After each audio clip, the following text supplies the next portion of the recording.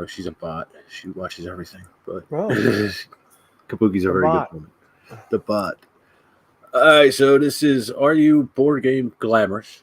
Kind of remember I changed that. Where I ask some weird questions to people I find interesting in the hobby. And today I'm joined by Mike. I'll let Mike introduce himself.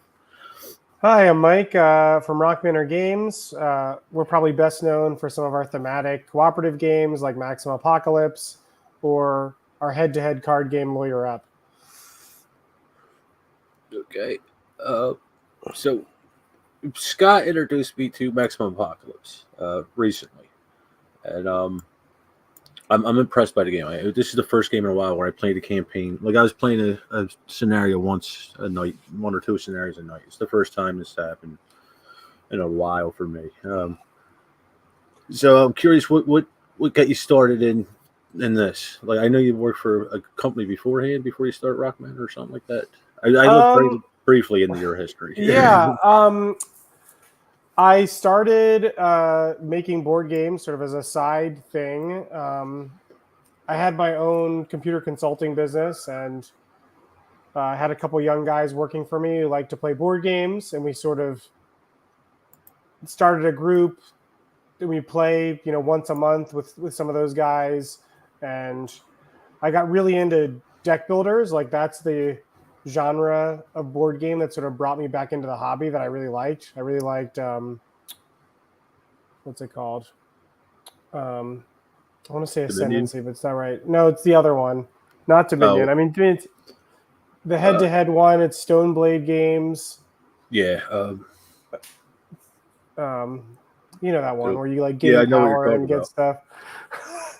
The name's slipping my mind at the moment. Mine too. I've played it a couple times. Yeah.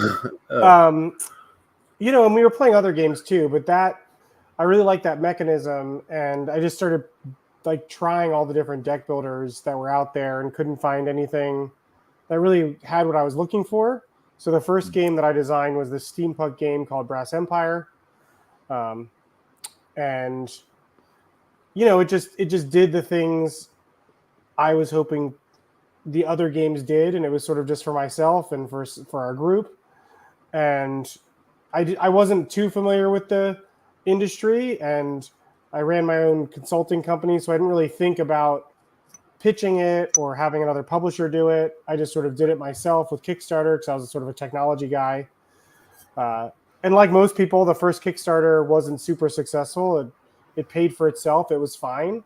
But when I finished the Kickstarter and I had some extra games from that Kickstarter, I started going around to conventions, and that's when I started working on Maximum Apocalypse. And I basically just took it with me to all these conventions that I was selling Brass Empire at. And when people were hanging around, demoing in rooms at PAX West and stuff, I'd say, hey, you want to try something else I'm working on? And I sort of use attendees to play test the next thing that I was working on. And lucky for me, I did Maximum Apocalypse as a side thing too, but lucky for me, it sort of had this natural, some virality to it, some natural guerrilla marketing. Like it really gained, like looking back on it, because I have a spreadsheet of all my Kickstarters. That's the only one that had like a really crazy like middle, like a real linear like growth where like people were just discovering it and backing it and following it sort of naturally, as opposed to some of the other projects which have done better financially. It's more of like what you'd expect from other companies, where it's like you get a lot of people at the front who know to follow you and know it's coming out. Then the middle's sort of tough, and the end you get a bunch of the stragglers sort of coming in at the end, like always. Right. But Maximum Apocalypse is the only campaign where that chart doesn't line up with some of the other ones. So because of that and some life things, that's sort of what got me into it. I eventually sold my computer consulting company, and my second daughter was born right around when Maximum Apocalypse originally came out. And my wife was changing jobs, so I was going to be a stay-at-home dad. And I just kept working on that during naps and sleep, and and then as I sort of grew into it as I went, and Rock Manor Games, that's sort of how Rock Manor Games came to be. It was a side project, and then I had the luxury of sort of time to let it grow and gain the momentum it needed to be a business that sustains at least me. Yeah, that's cool. Like I say, this is a good thing about Kickstarter. You've seen your dream come to fruition with this. Where I see a lot of it's just being used as marketing or numbers game basically. Yeah, I mean, I definitely feel, I'm in Kickstarter groups, and I hear the sentiments and everything, and I mean, I definitely feel people on that. I think the shame about it is, you know, timing is everything, and like, I wouldn't be here if I didn't start 7 or 8 years ago. Like, getting into Kickstarter now is so much more difficult, Yeah, or whatever you're going to do, Kickstarter, backer, like whatever it is, it's so much harder now than it was when I started. Um, but that being said, even with all the successful projects and everything, like, the business is fickle and it is tough. And, you know, uh, with all the consolidation and everything that's happening sort of on the industry level and all the Asmodee stuff on the macro level, like, it's been a tough year for a lot of people that I know in the industry, the past year or two. And I don't think that's going to change anytime soon. And the reality is that Kickstarter and crowdfunding really helps people as small as me and people as big as Simon make the right decisions and the right call on what amount of board games to print. And that's why it's here to stay, no matter what size you yeah, are, I think. yeah. I can see that. I personally don't do. I had bad experiences in the beginning with Kickstarter, and the few I've seen lately, it's just I call it pretty plastic, where they're more focused on what the game looks like than the Yeah. actual, I game. mean, listen, I wish I could do like what Awakened Realms does and just get like 1.8 million in like 3 days. You know what I mean? Like, I mean, it is. I agree with you. That's sort of how I feel, because I'm not going to paint those miniatures, and I'm fine with having miniatures, but it's not the draw for me. Yeah, yeah, And it's tough to throw down hundreds of dollars to a game you haven't played and you don't know how good it is. But there's yeah. obviously a successful formula here that I wish I could get a little taste of. It would be a big weight off my shoulder if I could have a campaign like that. But It's not only you. I'm surprised for people I talk to. Nobody knows what's going to hit or not. I mean, some of them now they can build off of like zombie side. They know they're going to do something with it. But I mean, a brand new game, nobody knows what's going to hit or not. They think it's not real strong and it hits big. They think it's a strong game and it stinks. yeah, yeah, I hear you. And we have such a fluctuation of new people coming in that they don't know what they like yet. They're just Yeah, trying everything, which every one yeah, of us was there at one time. I'm not yeah. down. I think it's unfortunate too. Like, there are definitely some big Kickstarters and companies that have burned people. Yeah, With not delivering or asking for more money, like, some of the bigger ones. So I get. I mean, it sucks for people like me where we've been pretty consistent, I think, and people just stop crowdfunding because they get burnt by one of these bigger companies or bigger projects because their burn rate was so big, or because they made millions of dollars and they spent millions of it and they needed 100,000 more. They're short or something. They just miscalculated. Um, Sucks for us, but I get it. If it happened to me, I'd be hesitant to back on Kickstarter too. So yeah, yeah. Well, with me, it's if it's good enough, it'll get a reprint in retail. That's how I feel.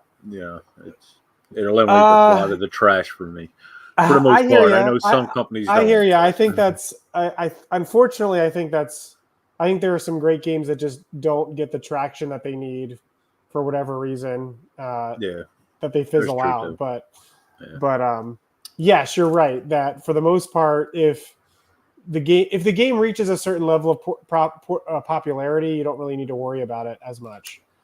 It's reaching that popularity that's the hard part, I think. oh yeah, It's no reaching doubt. that threshold. Yeah, especially now, there's what I think Scott said was 3,000 games that Essen last year or something like that. Uh, It's, strange Yeah, number like that. I Yeah. know there were some like I know I don't know about Essen, but I know that like the Board Game Geek database or whatever had this stat of like in the big years a few years ago there was like 10,000 new games added to Board Game Geek or whatever released put in their database a year. And Yeah. my inkling is that whatever that number was at its high point, a few years ago, that it's definitely down at this point, but I could be wrong. Yeah. No, I think it's the board game industry, like everything else, is slowing down a little bit. Like the Well, movie I mean, industry. Yeah. when you've got private equity bailing on Asmodee and cutting it out with the type of debt, I mean, I know from personal stories that Asmodee, the last 6-8 months, like in this transition period, like as a distributor, they were just distributing the hits. You know what I mean? I mean, even Yeah. their own games like Heat, which is a great game, that racing game. Yeah. I wanted that game for like 8 months, and that's their own studio, and reprinting it and getting it in stock. Like I waited 8 months for it Yeah. because I wasn't going to pay the scalper prices. I knew it was from Asmodee and it'd be big enough that eventually it'd come around to a decent price. And if they're doing that with their own games and their own hits, what do people in distribution like me have sort of a chance to get? They basically just threaten people and said if you overbuy product, you're going to be fired. And as a result, the perennials and the evergreen titles were sort of the only ones that were getting restocks Right. at the distribution level. And then it takes so long to trickle down that chain still because it's so, I mean, retailers would email me, why can't I find this at my distributor? And I'm like, I don't know. We have stock of it. Like, why isn't it on your ordering list? And it's just the macro level stuff that you have no control over. It's frustrating. Oh yeah, I'm sure. When I started in this hobby back in 2011 or so, I never thought I'd get to the point it is now. Where we have over $1 million Kickstarters and stuff like that. I never thought it would get to this level. The IPs that have just been tunneling in lately. Yeah. Yeah, I mean, I think it's a good thing in general. Like, I mean, obviously the more campaigns that do well and do big like that, the more awareness around the hobby in general. I do believe that sort of like the tide raises all ships a bit, but it's distinguishing yourself in that tide of titles now that I think is the real challenge. Yeah. So I guess we'll get into the Are You Board Game Glamorous? Gotta remember I changed that from garbage. So the first question is, have you ever been heavily influenced, aka stolen a design? I would say the most heavily influenced I was with my first game, Brass Empire, just because the deck building mechanic, Right. the core loop of the deck building mechanic is very similar to a lot of those early deck building mechanics, whether it's Star Realms, Dominion, or whatever. I mean, there's DNA shared between all of them, right? But I don't think stealing designs is a real problem, amongst game designers. And I think you inherently are inspired by stuff you play sort of that you're not even aware of, right? It's like you see that phenomenon like music where people hit on the same melodies and stuff occasionally just because something about it sticks with them and they don't even really know they're doing it or don't intentionally do it. So I would say my first game design is the most inspired and stuck to the core sort of within the box of sort of what deck building games were doing at the time that game came out, which was, now like 10 years ago or whatever.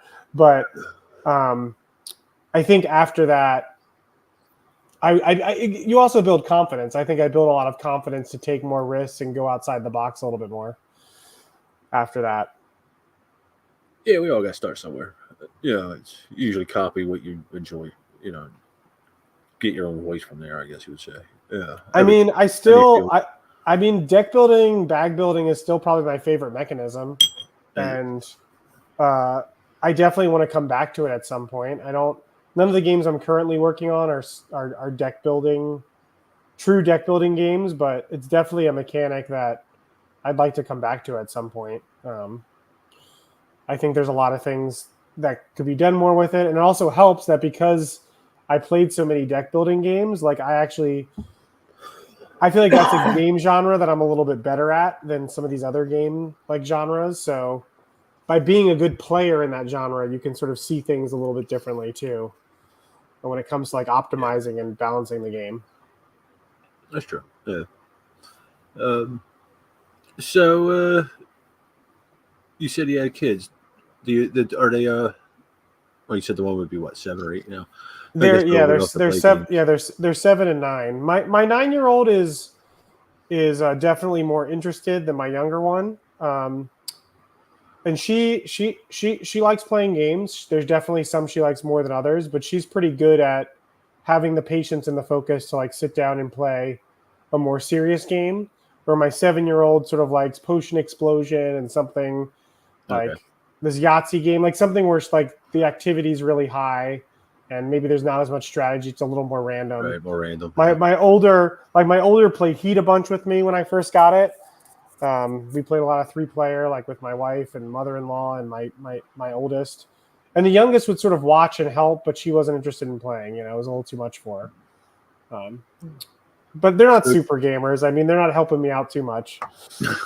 Yeah, I would expect so at that age. But when you play with them, do you let them win? Do you let them cheat? I'd say yes, I do a little bit.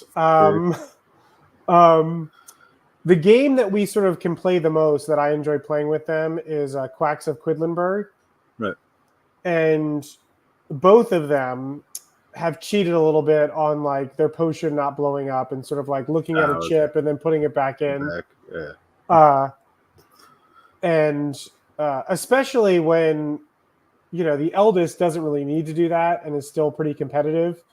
You know, I mean, I sort of like scold them on it, but I don't like throw a hissy fit about it. So I'm sort of like, come on, guys. Like, you know, I don't want to play with you guys if you're rewinding and like cheating that much, but they were better the time after they were really bad with it. You know, they've gotten sort of better.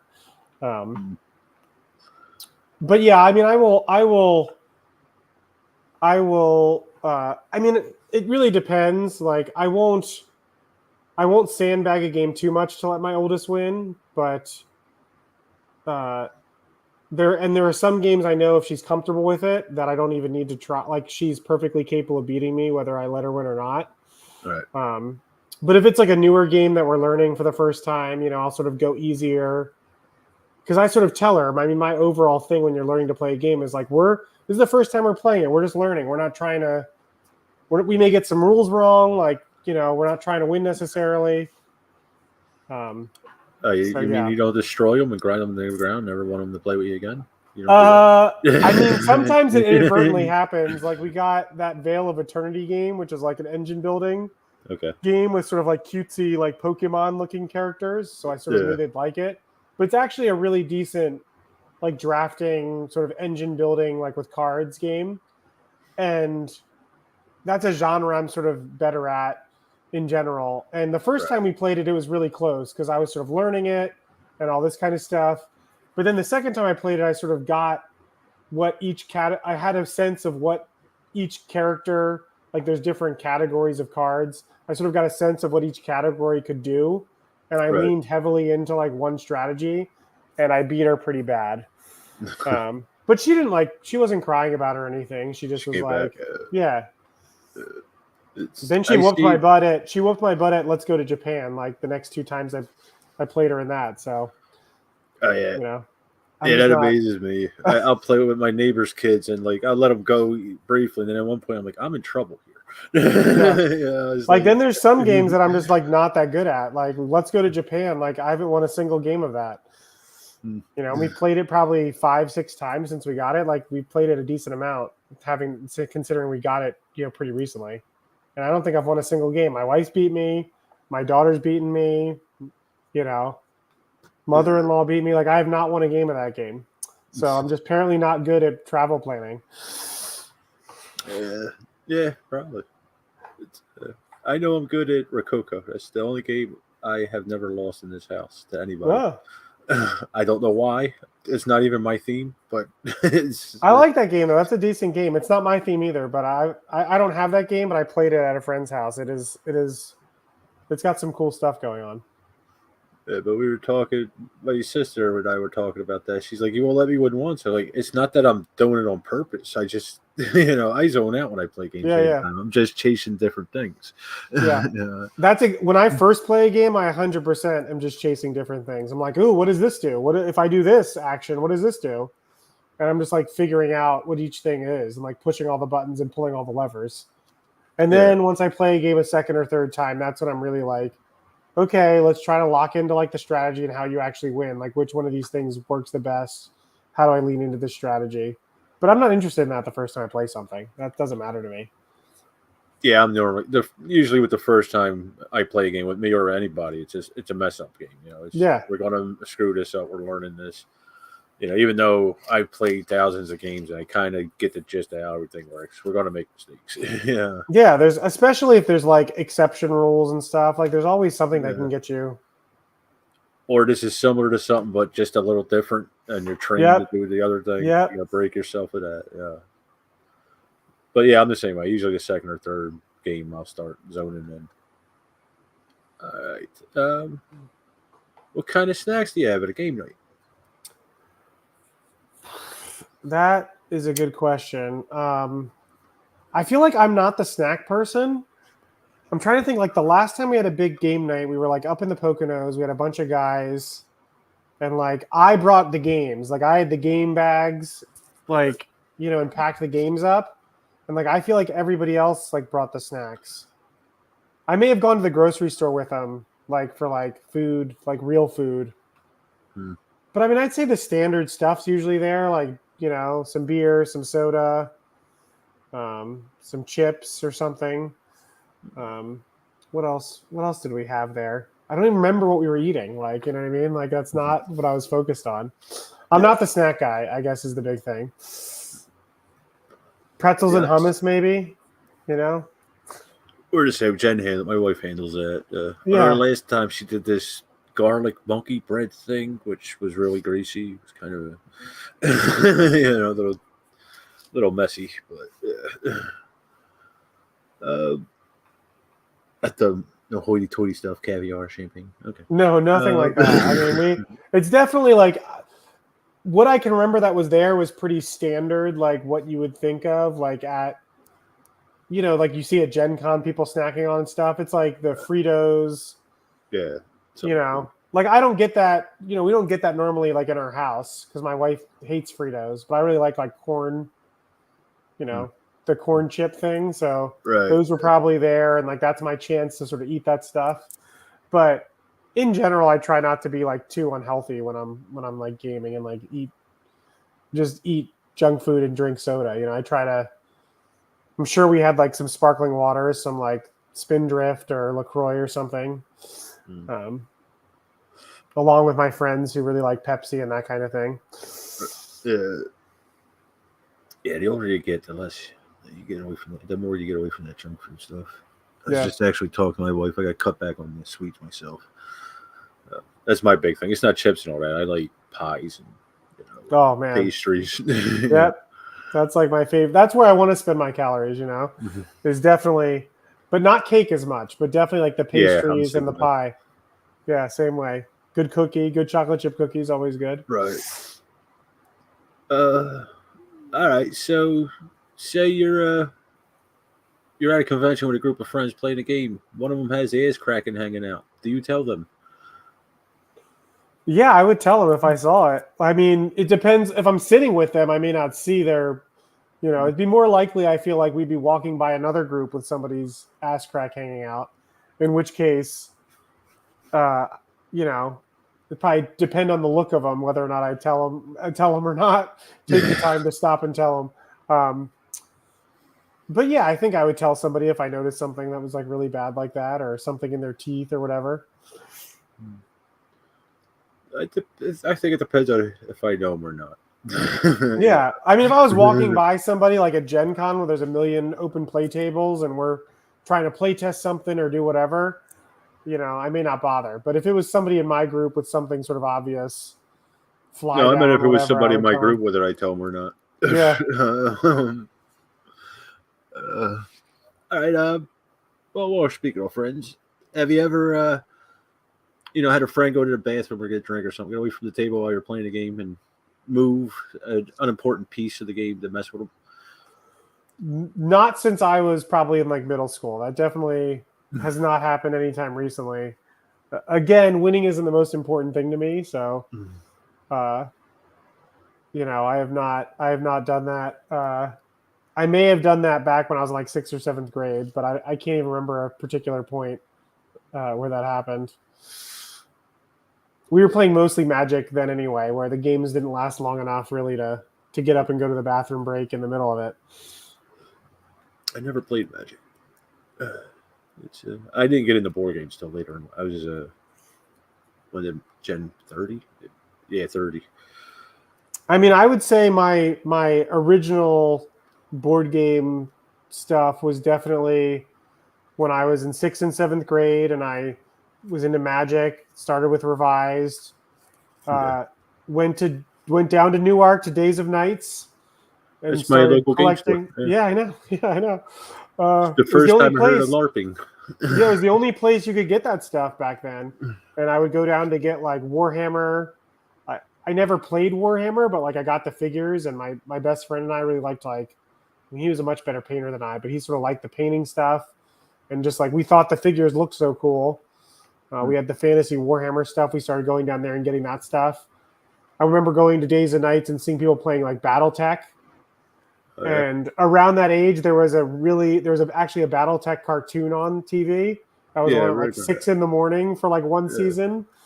And then when BattleTech had a trading card game come out in the late 90s, when like the trading card game was a thing, I remember like getting that card game and really liking it sort of after I stopped playing Magic because I couldn't mow enough lawns to stay competitive. I basically played Magic from Revised through Shadow of the Empire. And then when Ice Age came out and all my friends had these new Ice Age cards that were kicking my butt, and I used to kick their butt, I was like, well, I can't buy this new deck of cards. Like I just bought a bunch of cards, like mowing lawns and doing everything with Shadow of the Empire. And I just gave up on it. Put my money elsewhere.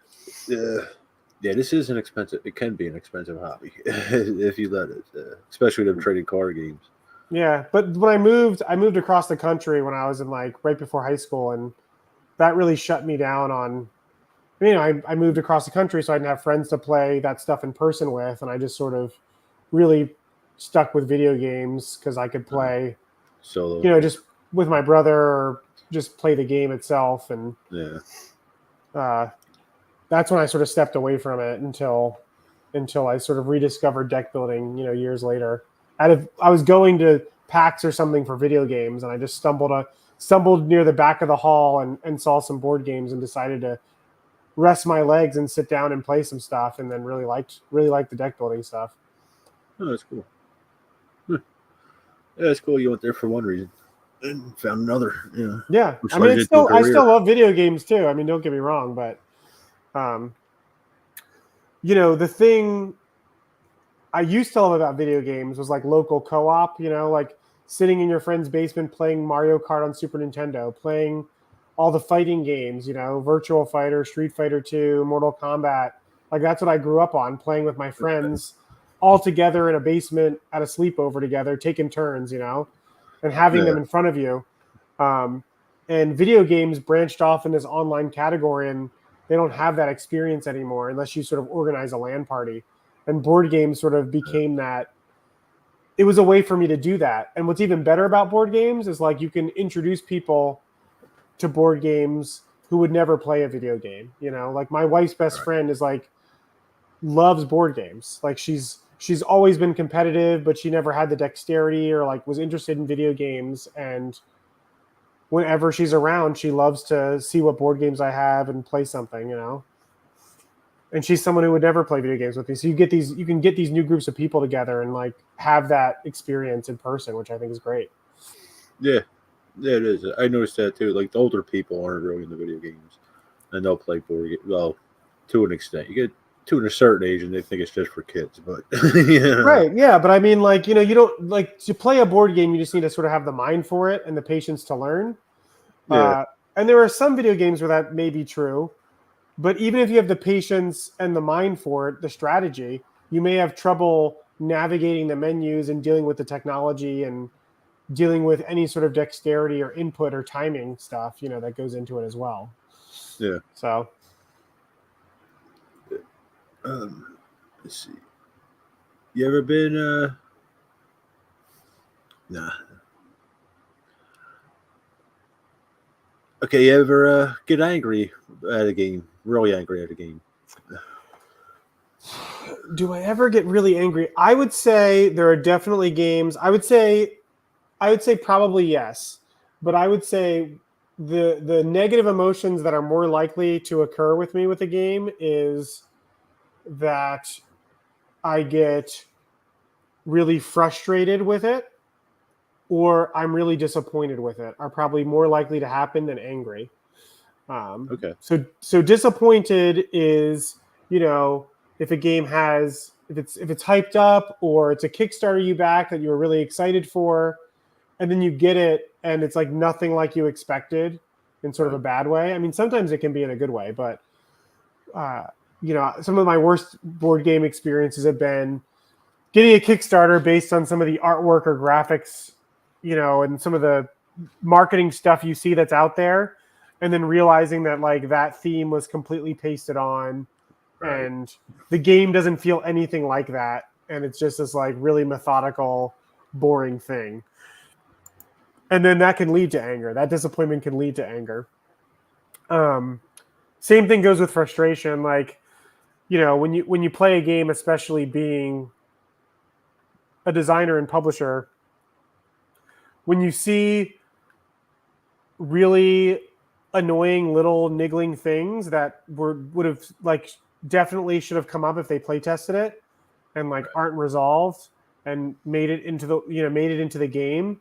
Not that a game has to be perfect. There's always stuff that you miss, but uh, there's some really blatant stuff that I feel like, how could this have happened? And this game could have been so great. The game that comes to my mind with that is Star Wars Rebellion, which the first time you play Star Wars Rebellion, it's probably going to be like a 9 or 10 for you. Like it's so cool because it's Right. capturing some of the stuff about the movie so well. And then each time you play it is such a huge drop in what you would rate the game because you realize that the combat system is completely like broken and just should be avoided at all cost. Mm. And it's so bad that effectively the first expansion just has you throw out the combat system that's in the original game and it's like a patch. It's not Right. an expansion, it's Yeah. like literally a patch where they're like, oh, these combat cards, trash them and you're going to do this instead. And Yeah. even then, it's not great. But Mm. just those types of mistakes, it's like, how did you let this, like, how did this go to print with cards that you throw out with the first expansion? Like, how Yeah. was it just you had to get it out, like, or did no one bring it up in playtesting because it wasn't happening? Like, or it was just so convoluted. The combat was so convoluted, no one realized it wasn't like it was the bad part of the game. Or were you just playtesting with people that only played it once? So they were so enamored with everything else about it, they missed this piece. Um, those kind of things are frustrating for sure, and then that can lead to anger Yeah. about the game. Yeah. I'm sure. Yeah. Yeah. I've definitely had one or two like that. Yeah. Especially the how they present it, and it's not how I thought it would be. Oh yeah, I Had mean, that a couple times. there's nothing worse than like a Euro game that has a really cool theme on it, but like the mechanics and what like they just sort of picked the theme after the fact, and it has nothing to do with the mechanics of the game. Right. A lot of Euros like that. uh, who's your or I should? What's your favorite underrated game? My favorite underrated game. Yeah. So by underrated we mean something that's like less. It's not like super popular. It's not on a lot of top 10 Yeah. lists. Not real mainstream. Uh, let me turn around and look and think about what I have on my shelf that I really like. That sort of is surprising. Um, I mean, I don't think this one's underrated, but I do like it a lot. I really like Furnace a Furnace? lot. Okay. But I mean, it may be underrated now, but like when it first came out, I thought it got decent recognition, but it's a really good engine builder, like bidding game. Like it just does the economic game thing and it plays relatively quick. It's really solid. I recently played it with the expansion. The expansion adds enough without being too much. Right. So Furnace is one. Um, I really like an indie game that I backed years and years ago called Karmica, and this is one of those games that definitely did not break into the mainstream. It's definitely hard to get. There's definitely not reprints of it, um, but it has this really cool mechanic where the cards can be every card you have can be played three ways. The cards aren't different. Like it's not like, which is why I think it's so cool. It's not like these dual use cards where it's like, oh, there's like a top and bottom and there's just multiple Right. text on it. The card always does the same thing effectively, but you can use it for points. You can play it as an action, against an opponent, or you can store it for a future hand. And it's all about like playing through like lifetimes. It's like the karma of each of your lives. Oh, Um, okay. so the mechanic of like setting up your like building your hand for the next, like missing out on stuff this round to build up your hand, for your next life is such a cool mechanic and choice that you're making throughout the course of the game that I just really like it. Um, I think there's more. I think there's more there for someone to explore, which I think is like really interesting, and it's a mechanic that's not out there in other games or has been accomplished again. Because I think it's a tricky thing to do and it's a hard thing to do. And if anything, the game's a little too simple. That mechanic's awesome, and then everything else around the game's a little simpler because that mechanic is so sort of complicated to have it work correctly and be balanced. Right. I don't know, other underrated games that I like. I think the best Dinosaur Island is the Roll and Write game. The Roar and Write game is by far the best Dinosaur Island game. I don't know. I just got rid of a lot of stuff. Yeah. I just did a pretty big call. I really like Ankh. Of the Eric Lang area control games, Rising Sun and Blood Rage. I think Ankh is underrated. That's the only one I haven't played. I played the other two. Yeah, I mean, I've heard that for different people, they have different like their favorites. I really have always liked Blood Rage, like a lot of people. I really like the drafting mechanic. But Ankh, like everyone having the same battle cards and the way the battle cards sort of you play your cards and like bluffing and like figuring out what people have, like the strategy behind that is really good. And I feel like everyone was obsessed with this merge rule that, which does sort of suck in Ankh, but it's an easy house rule. We just don't play with the merge rule and it doesn't negatively affect the game. And the rest of the game is great. So if you're really that upset about the merge rule, just play it without it. It's the only area control game I've ever played that works well at 2 players too. It's like a really cool chess match with 2 players and it actually works. Whereas I don't think you can play Blood Rage at 2. Like, I don't think it's interesting. So, yeah. Those are some of the ones I got. Okay. Good group there. What's your favorite con? You were saying you just came back from the UK Expo.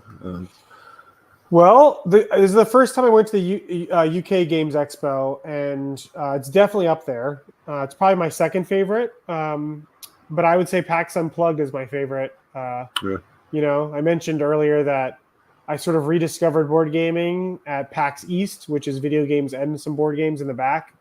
And I like the ethos of how PAX run their events in general. And PAX Unplugged super close to me, so it's super easy to go to. And what's great for me, as someone who sort of has to work the convention as much as enjoy it as an attendee, is unlike Essen or Gen Con or something where like everything has to be scheduled out and, I can roam the hall maybe if I have a free moment and like just look at some of the stuff that's out, but I can't really sit down and demo stuff at Gen Con because it's so busy. At PAX Unplugged, I can roam around and sit down and demo something, and then if I like it, buy it. And it's a good level. I don't like when cons get too crazy big, like Gen Con and Essen. I mean, I have to go to Gen Con, like for industry, because it's the biggest in the United States, and like it's where so much other stuff happens. But you know, it's a lot of work, and it's not my favorite to attend, personally. And even as an attendee, you gotta schedule and buy your tickets and like get your events all lined up, or you're just not gonna have a good time. So there's a lot of pre-planning that goes into it. Whereas PAX and UK Games Expo, they're both small enough that you can just go and enjoy yourself. Like all you need to do is get your ticket. UK Games Expo, it's small enough to have the small little publishers with the really hidden gem games you can find and sit down and play. Like one of my favorite games I played at UK Games Expo was I played Age of Comics, which is from like the small Italian publisher. I didn't realize it at the time, but the person who was demoing it for us was actually one of the two creators. So I ended up talking to her a lot afterwards. And it was like a really solid, fun experience. And I just walked by, and they needed a fourth person, and I could sit down and play. And like I got to play, not a full game, but like we played like 4 rounds of 6 or something, and like I got a very good sense of the game. It was really fun to meet the person who created it. And at Gen Con, that doesn't happen. At Gen Con, it's teams of people with shirts on, working for Asmodee, running the games, or you have to sign up for them, or the booth is just a store and you're just checking out, and they're not even running demos, and you've got a demo, you got to have a time slot and pay for tickets to demo in the free play hall or whatever. So I like conventions that are a little bit more loose, and you can just go with your friends and sort of see what's there, walk around, see what's there, and then sort of pick what you want to do, while you're there in the moment. Yeah. I haven't attended any as a working end of it, but the biggest one I went to was Origins. I never want to go to Gen Con. It's just too many people. Yeah, I have a lot of issues with Origins because, like, the UK Games Expo was what I want Origins to be, and Origins always lets me down, like in some way when I go there. Yeah. I don't know why they just seem to move so slowly. I don't like how geographically close they are to Gen Con and how the time between the two have gotten closer and closer. I feel like it used to have a bigger, like I feel like now it's like Father's Day weekend or after Father's Day. Right. Yeah. And it used to be early, like it used to be the first thing in the summer, and now it's like even closer to Gen Con. So no significant releases come out at it. And the last time I was at the Expo Hall, it was like dead. So as a exhibitor, I thought it was horrible. So I don't know. I wish them the best. I just wish, I want them to carve out their own like voice, and I think it would help if they were less than like what's Columbus, an hour and a half from Indianapolis? Like it's the same people who are going to both. And if you live in that area and you can only go to one of the two, I feel just because of the presence there, and there's more people that go there. It's just the natural thing. So, yeah, it is. I mean, I'm the same. It's like it's not worth my time to go to both, and I'll go to Gen Con. Yeah, you'll get more exposure. Yeah, I mean, it's the one I have to go to. I wish Origins was better. Like, it's certainly better from like a crowd standpoint, but conventions have to have enough people that it's like there's always sort of people out and about in an expo hall, without it being dead, without it being they're all off in rooms doing events or are pre-scheduled. You need to be a good mix between the two. And I just don't think Origins has figured out that mix quite yet. Yeah, unfortunately. So as a smaller publisher, is it worth it to go to the smaller cons? It can be. Ones? It can be. Like my thing about it is it's really about your time. But when we've had the opportunity to go, when it's worked out for us, we've gone to smaller cons. Like we went to this MEPA con. It was like Middle Eastern Pennsylvania. That's what it stands for. It's like MEPA con up in like Allentown, Pennsylvania. Okay. And it was a super small con. But what's great about a small con for a smaller publisher like me is I like to think that we're semi-professional and we have pretty good looking products. And when you're actually there with pretty professional products, number one, it's usually very cheap to show at those conventions. So it's really about if it's easy for you to drive to, right? Right. It's relatively affordable to show there, and there's less stuff to see, so you can sort of be a bigger fish in a smaller pond, in a lot of cases. Right. So for people that don't have the budget to go to Gen Con, but maybe have more willingness to spend the time driving around, I think you can be very successful going to small conventions because you'll stand out more. The convention may only have 500 to 1,000 people, but all those 1,000, like everyone who goes to that con will probably see you there, right? And at least acknowledge and see your booth and have time to check you out. And you can build fans that way, one at a time. Excuse me. So I think it can be worth it. For me, it's really more about I like doing them. I like going to cons. I'm sort of a people person. So it's more about how far is it? What's the schedule with the kids and their sports and everything else, and my wife, and how does it fit into that? And if it makes sense, then if I think it's really worth it. I can't think of a small con. A couple times, there's probably a couple small cons where I've been burned, but some of my best like profit margin cons, because they're so cheap, have been small cons. Small cons, yeah. Because it's like, it's $80 for a table, and I sold 2 games in the first hour, for $40. Like I paid for my table, it's all gravy after that, Yeah, I hear some of the prices for like Gen Con and Origins for them. Tables. Like it's unreal. It's much. Mm-hmm. I used to go to PAX East, which is video game and board game, and that Boston as a town being so expensive, and then that convention being expensive. Like eventually we just got priced out. I'm like, there's no way I can have a booth and make money at this con. Like and is it worth my time and all the expense associated with this for effectively just a marketing opportunity, to get our games into a couple of people's hands and maybe meet some press or meet some people face to face. And, just got to a point where the answer was no. Yeah. I think the industry as a whole after the pandemic is rethinked cons in general, like the publishing end of it anyway, or the designing end of it, as opposed to the consumer end. Yeah. It took a couple hits, to recover, a couple years to recover from the hit. But, yeah. I've only been to Board Game Geek spring last year. That's the only thing I've been to for the last 6 or 7 years, because physical thing. That's one of the only ones I haven't been to is the Board Game Geek cons, and I definitely want to make an effort to make one of them at some point. That's on my short list of some of the cons I've never been to. Because as a smaller publisher, one of the things I do think is important is, me going to the same con year after year is not super advantageous. Right. We're going to the same geographical area. The same people go to the same cons year after year.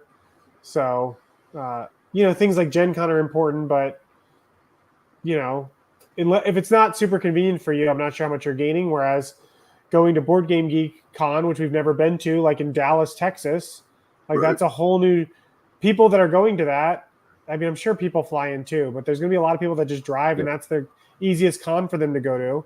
And they don't go to these other ones because, they're in Pennsylvania and Philadelphia, or they're up in Boston, or they're up in Seattle or wherever. And that's the only con they can go to. And we've never been there, and they don't know about us. And that's a way we can meet, we can expand our audience by being a new vendor there. Yeah, I think you probably do well there. I haven't been to the fall since 15 or 16. I can't remember. It was actually in the building where the spring is now. They since moved to Dallas proper, where spring's still in DFW airport.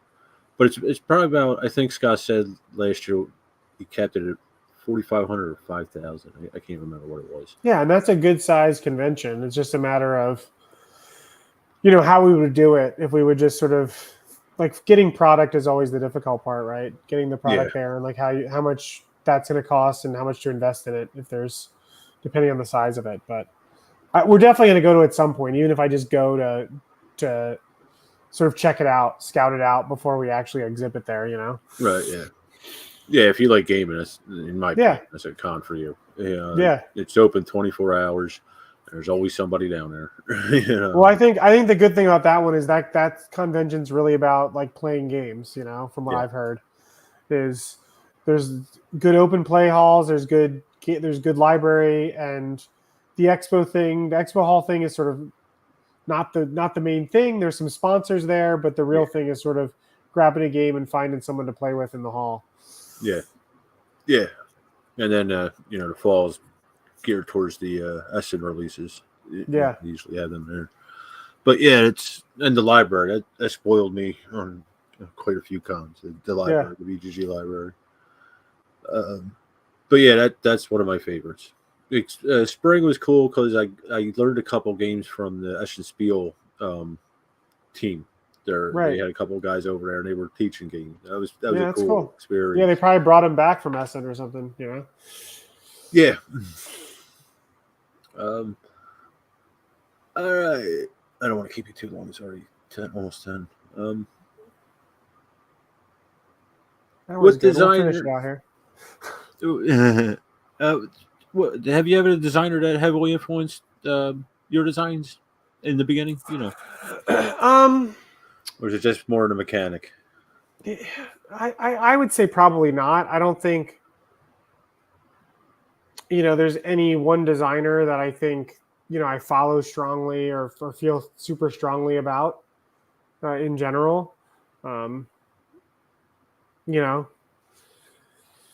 so I would say probably not. I mean, the designer. There are some people in the industry that I certainly am inspired by, and you know would be a little awestruck by. Like I think they've contributed a lot to the Yeah, hobby or whatever.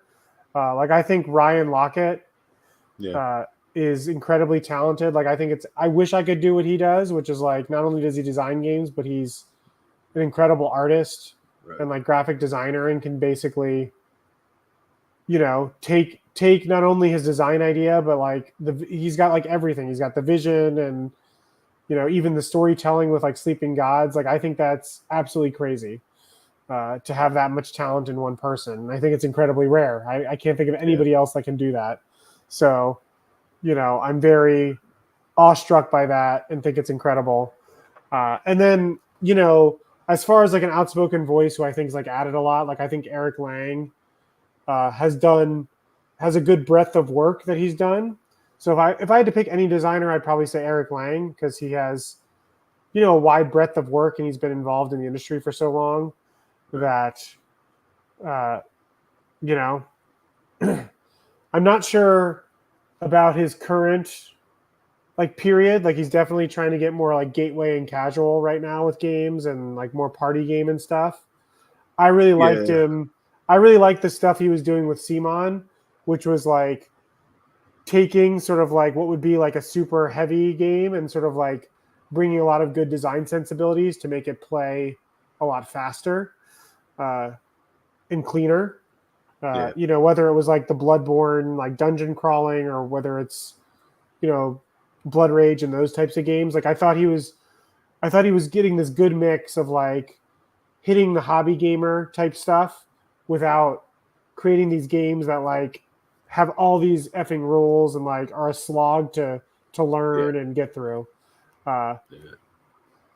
but I haven't played a Well, lot of his recent stuff. I know he was like working on party games and he's got I don't even know what his most recent thing is, but I he's got a pretty mainstream game coming out, yeah. and I can't remember who it was. I think it was Milton Bradley. I can't remember. Yeah, I mean, I'd give it a try, but it's just like it's not as appealing to me as like Ankh was. Right. Yeah.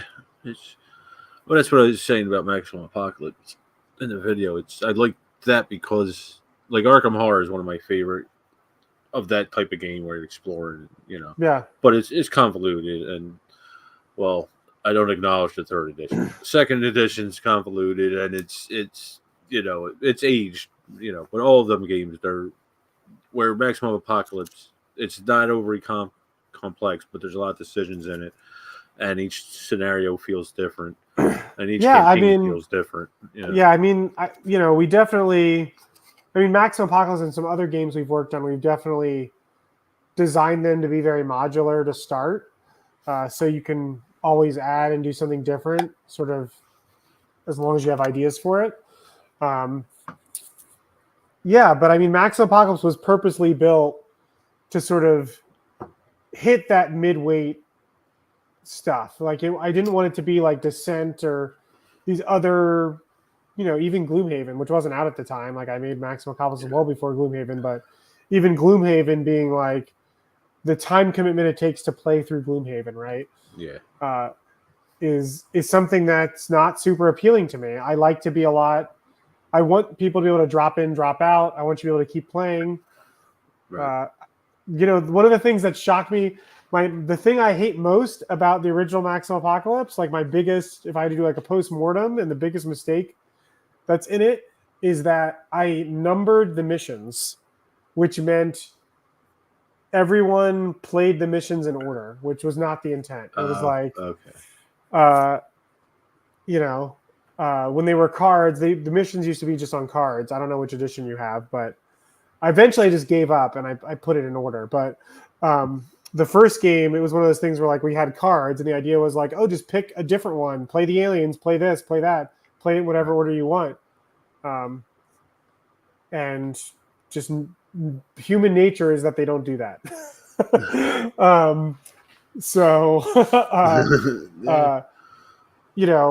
I basically just leaned into it, and then because people are playing in order, I tried to make setup as quick as possible.